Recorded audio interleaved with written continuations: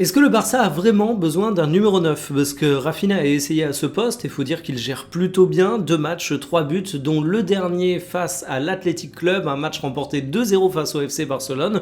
Et j'ai adoré Rafinha parce que je trouve qu'au-delà de son but, il fait un travail formidable. Vous voyez les compositions et vous voyez que ça te punit pas pour autant sur l'aile, puisque tu peux aligner Gordon. L'Anglais réalise des débuts intéressants dans son style. Et en plus, tu as du banc parce que tu fais rentrer une autre recrue à sa place, Adeyemi, au cours de la rencontre.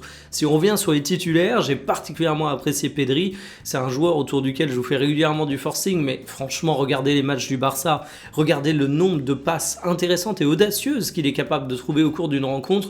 Je comprends pas comment on peut ne pas admirer Pedri. Il est incroyable. Il y a également eu les premières minutes de Rodri sous ses nouvelles couleurs. Il a fait une entrée qui était plutôt bonne, mais honnêtement, on va pas tirer de conclusion définitive pour ces miettes de minutes de jeu. Et j'ai trouvé ce Barça intéressant davantage derrière que devant, paradoxalement. Je vous ai dit du bien de Rafinha, mais à côté de lui, ça a quand même pas mal vendangé. Il y a un décalage majeur entre les expected goals et les buts réels. Il y a eu un peu de vendange de la part de Yamal. À un moment, il fait clairement pas le bon choix. Gordon a été intéressant, mais pas un tueur devant les cages.